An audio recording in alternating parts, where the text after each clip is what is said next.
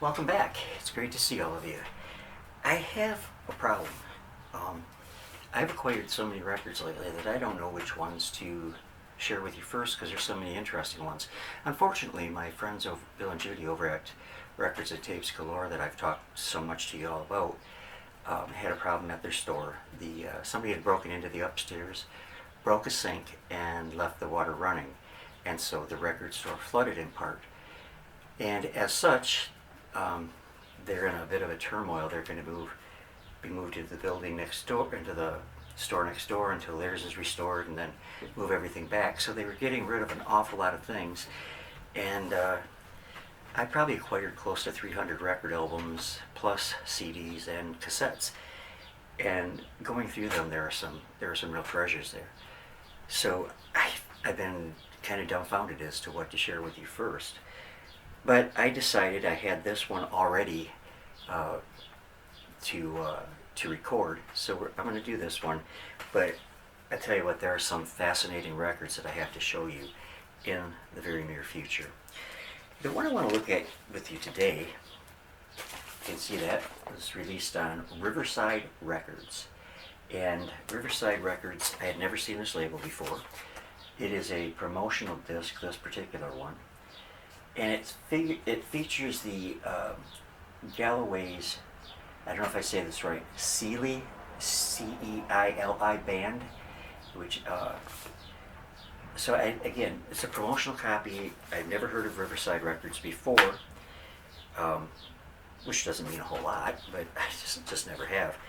And so I decided to do some research on it. You know, rare in the collectible market, rare is a term that's tossed around an awful lot. And if something is rare, is it valuable?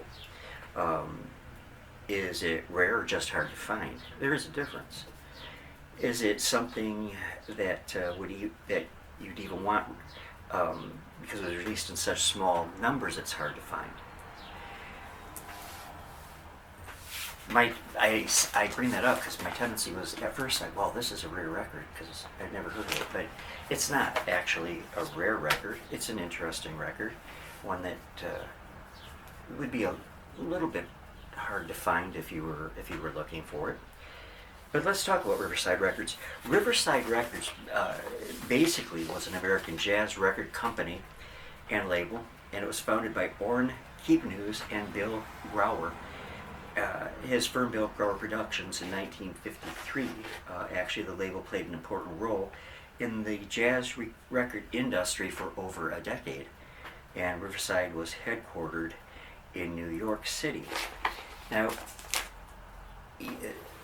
their main focus was, as I just told you, was jazz music, but they did go off into other things, like this is more of a cultural, type record because it's Irish music, and it's really good Irish music. I'm going to try to play some cuts for you in a little bit, and hopefully I won't get hit by a copyright claim, but if I do, I do. But initially the company was dedicated to reissuing early jazz material licensed from the Chicago-based Paramount Records label and Gannett Records. Reissued artists included some of the classic artists, Jelly Roll Morton, King Oliver, Ma Rainey, and James P. Johnson, but the label began issuing its own contemporary jazz recordings in April of 1954, 1 year before I was born, beginning with pianist Randy Weston. In 1955, the Prestige Records contract of Thelonious Monk was bought out, and Monk was signed to Riverside, where he remained for the next 5 years.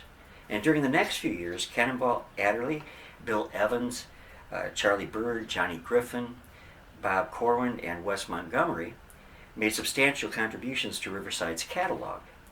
Most new records were produced by Keepnews, who served as the creative head of the label and several subsidiaries, such as Jazzland Records, with Grauer directing the company's sales and business operations. In 1956, Bill Grauer recorded, produced, and edited this is cool. Let me start this one over. This is really weird.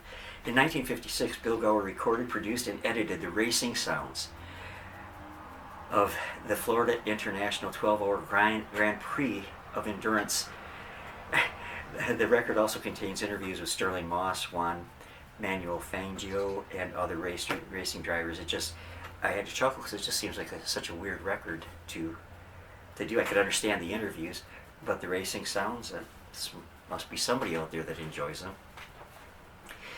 But in 1960, Riverside produced an acclaimed series of albums featuring jazz and blues veterans, and the objective was to record musicians before their artistry was lost forever. A noble cause, and many were no longer active and their union memberships had expired. Recognizing the importance of the project, the American Federation of Musicians suspended their union membership, suspended their rules. This Living Legends series was initially recorded in New Orleans, and later sessions were recorded in Chicago. And Riverside Records continued to produce through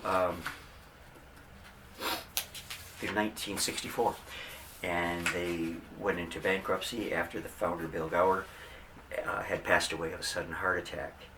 And their recordings and their master tapes were bought up by, I believe it was Fantasy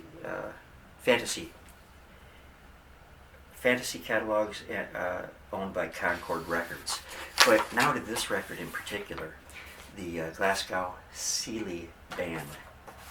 Let's just give you a brief history of them, and then we're going to listen to some cuts from this record. See, it's hard to imagine. I'm quoting from their own webpage right now, okay? It's hard to imagine a time before the Gallo passed, but of course this was but a name for the Magars. Paddy Magar started that famous Ceili band in or about 1950, and the band got its name from the Gallican mercenary soldiers who came into Northern Ireland and Scotland, and it is also the name of the Irish jig. Paddy started on the right note and composed the Glasshouse Polka. This was the signature tune for the ESB-sponsored program at 8 a.m. on Radio Iram in the 1950s. The band centered the Ceili Band section of the Honer Accordion Championships, or they entered it, I should say, and won it in 1953, 1954, and 1955. And the Glasgow now had 8 members, 7 musicians, and a singer, Pat McGarr, played accordion, and so on. The band played in Leeds in 1957. They were brought over for the weekend by a Wicklow man called Mark Donnelly, and they broke into the market here in the United States. They played at Carnegie Hall on St. Patrick's Night in 1960. And the venues were they also had in New York, where they played many more, but also Boston, Philadelphia, and Chicago. So they were getting around. They were a very lively sound, is I guess the best way to put it. And they often finished a Silhadi in New York, snatched a few hours sleep, and then drove 900 miles onto their next gig at Chicago. And this was non-stop except for food stops at Howard Johnson's along the way. And they also very often flew from U.S. to Shannon and then on to Heathrow. They rarely had a night off. They played the Albert Hall 3 times. They did Montford, Leicester, where Ruby Murray and Joe Lynch were appearing the same night, and they played the Irishmen's Association dinner dance in the Grand Hotel Manchester, where Matt Busby was guest of honor. And the Glasgows have more than 20 LPs to their credit, and a video was made a number of years ago when the band had a reunion in Hotel Keaton. So, anyways, an interesting label, an interesting style of music, and an interesting group. And I hope that you enjoyed hearing about them. I'm going to play you a couple clips in a second. I'm going to show you something here. I was telling you about some of the interesting recordings that I got from Bill and Judy over at Records and Tapes Galore. There's a 2-disc set, 78 RPM, Presto USA. These are home recorded discs. And these are hand-painted labels that somebody did at the time, and I suspect these were early bootlegs, but also when I put them on to play, it is a musical program of classical and semi-classical music from radio, and I think it's the Fireside Theater It's Fireside Theater Orchestra. Anyways, probably going to look at those next time around. Really cool records.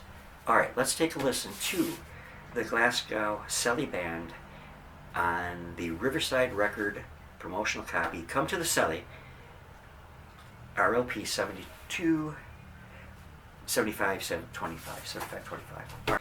Alright, here we go. I'm going to put on side one, and we'll just listen to a few pieces of a couple different clips. I don't like doing this by hand, but I'm going to have to. So here we go. This is the first clip.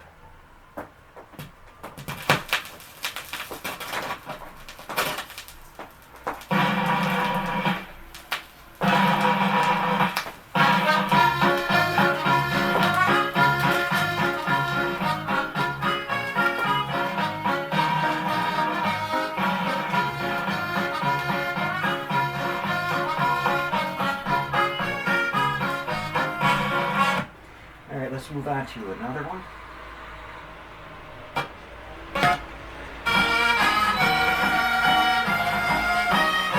And yeah, it does sound a lot like polka music.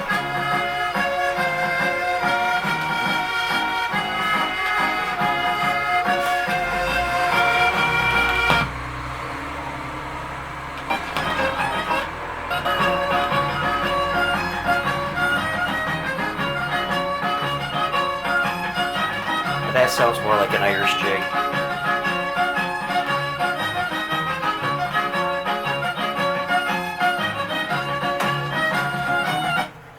And I like to play more, but I don't want to, like I said, get into any copyright problems.